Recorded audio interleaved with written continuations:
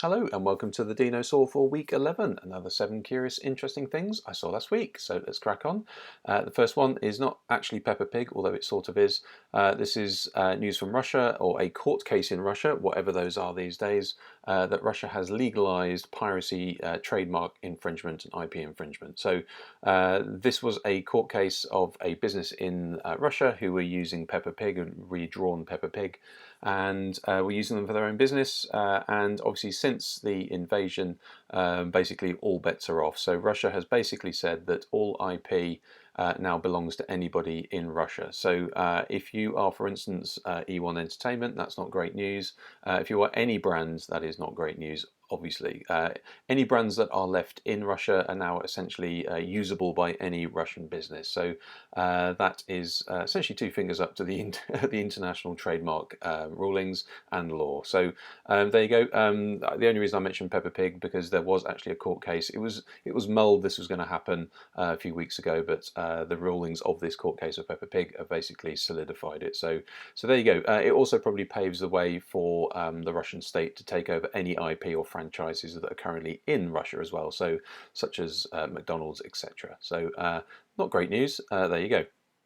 The hype around certain things, you might have noticed that things like the metaverse and NFTs and even things like Web3 have just been getting a little bit bloated recently. So I thought I'd do a little bit of investigation. It turns out it's an actual thing. So these are the openly available Google Trend searches for metaverse NFT, and if you do Web3, it's pretty much the same. I've also done, although you might not be able to see it because my head's in the way, a search for potato as a control search as well. And potato is trending just as much as it normally is, which is good for potato. However, the point is, you can see from the other trends that they had a massive spike. Obviously, metaverse had a massive spike when the metaverse was announced as, or Meta.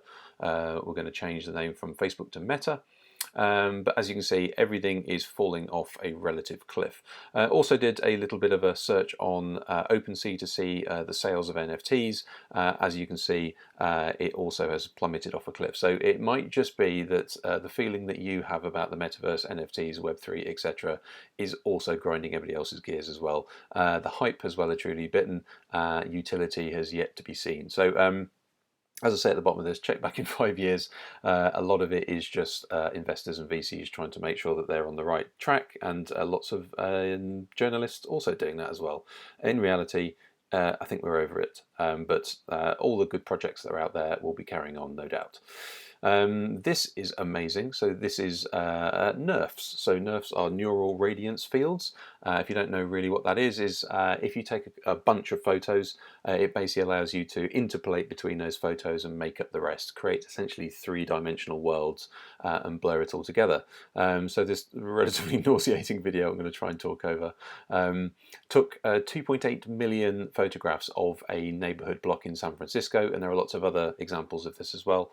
And what it allows you to do is you can just now fly anywhere. So it's very much like Google Street or the Apple equivalent. But what it will allow you to do is essentially just go and have a look at anything down to, you can just change any view at any point. It also allows you to change the rendering of this as well, because this is essentially a three-dimensional scene with mapping on it. You can then say, I want it in different lighting. I want to see what it looks like at night, for instance. So as you can see here, this view, right as we're speaking, will turn to day because the rendering has been changed. So there you go. So that's really interesting. And again, if we are talking about the metaverse, this is probably sort of what we're talking about in the future, where it is open to everybody and you can go and do what you want in it. But there you go. So this is actually from Waymo. So these are the automated robotic taxi people and pathfinders, also with Google as well. So well done, whoever did that. It is pretty stunning. There you go. Google, speaking of Google, have updated their live caption feature. So previously what live caption would do is, as a great accessibility feature, is if you were having a phone call on your Pixel phone, for instance, what you could then do is you can ask it to caption or to live caption the conversation you're having, in which case, as you can see in front of you, it would start doing that. Now, actually what they've allowed you to do is do it the other way around as well. So if you're having a conversation conversation with somebody, you can actually just type in your response and it will turn it into speech. And therefore it'll also do that really funky thing where it'll give you the options, like are you able to join later? Yes, I am. Yes, I'll be there. No, I won't. So you can actually then start having conversations without needing to use voice. So it's a very subtle accessibility feature, but also a really good one. So even when you think there's a great feature, there's more to be done. So I like that. It's very good. International Women's Day, the Twitter bot for this, the gender pay gap bot, was absolute work of genius. So this was really lots of people who were using platitude, should we say, who were just maybe sort of tweeting International Women's Day because they needed some sort of tweet that day from their company, were basically getting pinged straight back by the Twitter bot. It was looking up their gender pay gap and then calling them out on it. So not necessarily a bad thing, because some of them were actually pretty good. But some of them were sort of 30% out, 40% out. There were also interesting ones. Just as I was scrolling down, I noticed my local council, Barnet Council, actually has got a 25% gender gap the other way, which is also unacceptable. So we should be aiming for sort of gender neutrality in this and equivalence. So yeah, so that was quite interesting. It went both ways, but what a genius thing to do. Lots of companies were, for instance, tweeting International Women's Day, and then were quite quickly taking down their posts because obviously they were outing themselves as having very poor pay gender equality. So there you go. So that was really interesting. Great use of a bot. Well done you, whoever that was. CryptoCities, you might not have heard of CryptoCities. Now, full disclosure, I know the people behind CryptoCities. It started out as giving artists who create voxel artwork. So what you're seeing in front of you is sort of what's called volumetric pixels.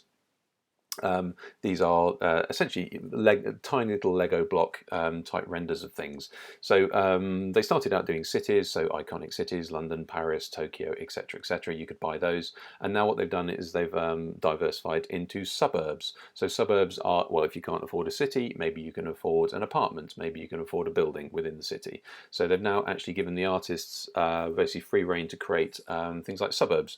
So you can now own a flat within a skyscraper, for instance, in one of the cities. So that was just really interesting. Obviously, the post earlier about, we're all getting a little bit bored about NFTs and things like that. Whereas this actually, you can kind of go, oh, this is interesting. If you buy an apartment and it is transferable between multiple metaverses, shall we say, which is probably in itself an oxymoron, then that's quite interesting. So are you owning the building blocks of the metaverse rather than subscribing to somebody's vision of it? Anyway, I thought it was really interesting. Yeah, see where that goes. Have a check it out, cryptocities.world. And finally, I thought this was a really interesting report. Not the most rigorous report, however, it's kind of interesting. So this is about people who tattoo brands onto themselves, or the most tattooed brands. Disney by far were leading in this, so 10 times more than Nintendo, and whatever that is, 40 times more than Harley Davidson.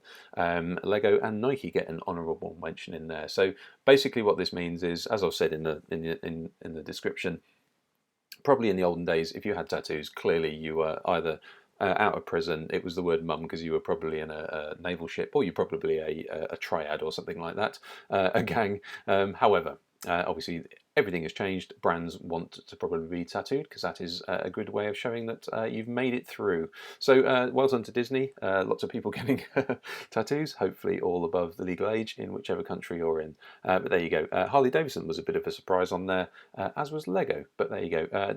Expected probably Nike to be higher. If you are a brand, you probably, I don't know whether you want to be in this because I'm not sure everybody agrees with tattoos. But there you go. But well done, Disney. There you go. Hopefully that was interesting. Hopefully it was useful.